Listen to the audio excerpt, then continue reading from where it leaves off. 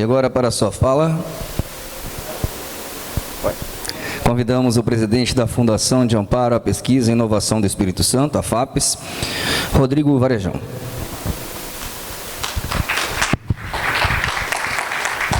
Muito bom dia, uma satisfação estar aqui de novamente. Na verdade, não é a primeira vez, eu vou começar a cobrar, acho que na próxima é isso. É música ou...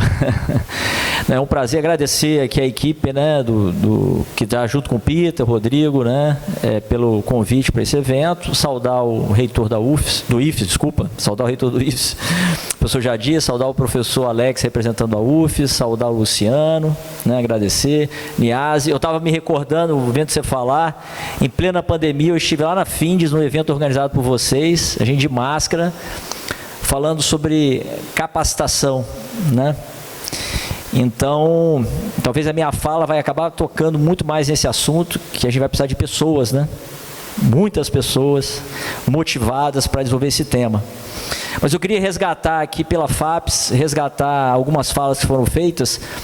Uma fala importante do Álvaro é que a gente vive um momento oportuno, porque o governo do Estado, estou vendo alguns aqui da Secretaria de Planejamento, né? O governo do Estado tomou a iniciativa e publicou um plano audacioso, o plano de descarbonização. Só que esse plano não foi executado pelo Estado. A construção dele foi em várias mãos, né? Todo mundo participou, né? A sociedade civil, as empresas, a academia.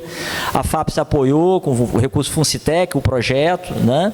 Que é recurso do Estado, do Espírito Santo.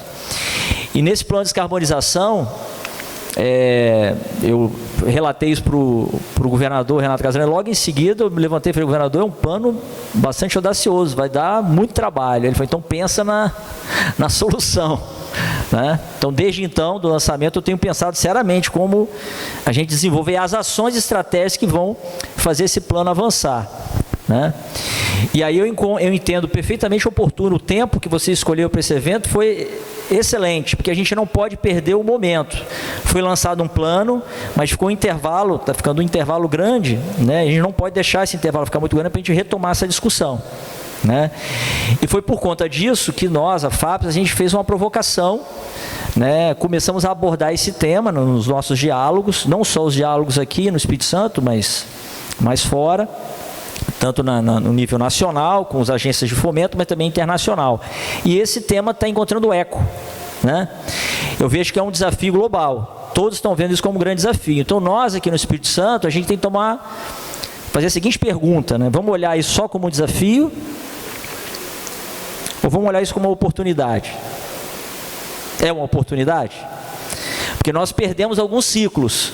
Na agenda com a Petrobras, eu coloquei isso claramente para eles. A gente está tentando fazer um evento com a Petrobras aqui no Espírito Santo.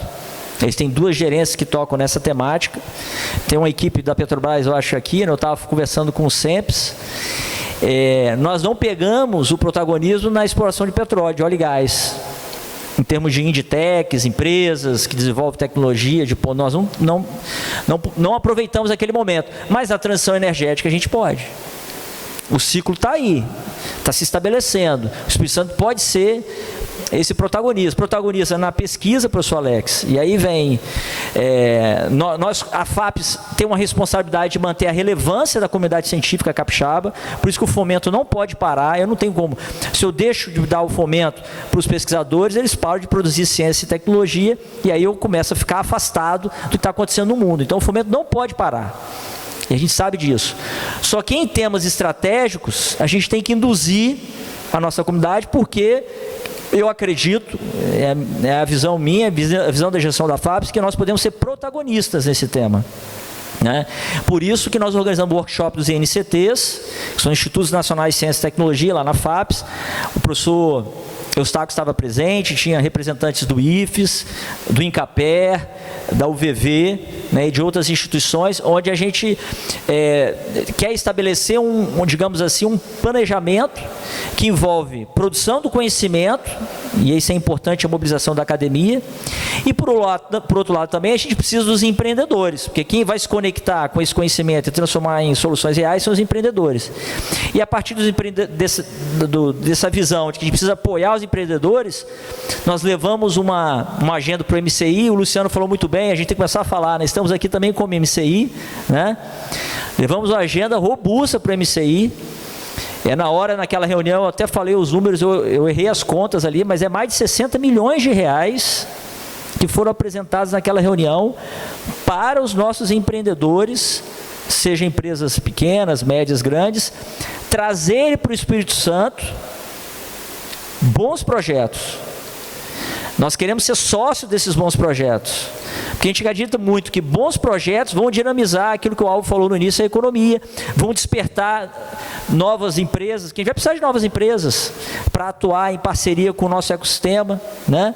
Quem sabe instalar novas empresas aqui no Estado, que é a missão do Fundo Soberano, que o Álvaro falou, né? Criar condições para que as empresas se interessem em instalar no Espírito Santo. E nesse plano nosso, que o MCI, pelo menos já no nível de estratégia, já aprovou, a gente vai levar para o diretivo, obviamente, tem uma chamada em particular que já contempla um desses eixos. A gente colocou uma demanda do próprio MCI, que é a transformação digital, né, que é transversal, mas tem um outro eixo que é bioeconomia, descarbonização, economia circular. Já conectando com essa nossa visão que o Estado, Espírito Santo, tem condição de ser protagonista. E para ser protagonista, acho que é chave nesse processo as pessoas. Precisa de ter gente, né? Peter sozinho não consegue fazer muita coisa, né, Peter? Precisamos de pessoas, e nós temos essas pessoas, e fomento para induzir que essas pessoas atuem nesses temas estratégicos, né? Então, assim, a gente está, a FAPES, nesse momento, está imbuída desse processo. Amanhã eu teria um momento de fala aqui, né? Num painel que está sendo organizado para falar de descarbonização, e vou trazer um pouco a estratégia da FAPES. A FAPES hoje, ela não está olhando só para o cenário estadual, não, está nacional e internacional. Só que para eu fazer agenda internacional, eu preciso que o Estado tenha clareza de onde ele quer chegar. Né? Em algumas agendas quando eu iniciei essa agenda internacional, os próprios países perguntam, né, as agências de lá, qual é a área que vocês querem se especializar? Não dá para ser tudo. A gente tem que escolher alguns temas. Nós iremos atuar com tudo, eu acredito nisso. O Espírito Santo tem condição, mas protagonismo, a gente precisa eleger alguns temas. E aí facilita para mim, como FAPES, fazer a agenda internacional acontecer ou a agenda nacional acontecer. Né? Amanhã eu vou trazer um pouco dessa estratégia para aqui, né, que eles puderem participar. E o mais importante, preciso que todos, juntos com o governo, né, aí de novo volta a fala com o MCI, precisamos que todos se empenhem. Construir planos é um trabalho muito bacana, o trabalho que a cidade está fazendo é muito bacana, mas a gente precisa agora, quem vai colocar a mão na massa para executar as ações, a gente precisa de todos. Né? E eu acredito que iniciativas como essa, né, se mantendo sempre vivas, nos ajuda a mobilizar as pessoas para a execução desse plano, tá bom? Então eu desejo sucesso para esse evento, sucesso para a iniciativa da inovação e conte sempre com a FAPES. Obrigado. Obrigado, Rodrigo. Cidade da Inovação.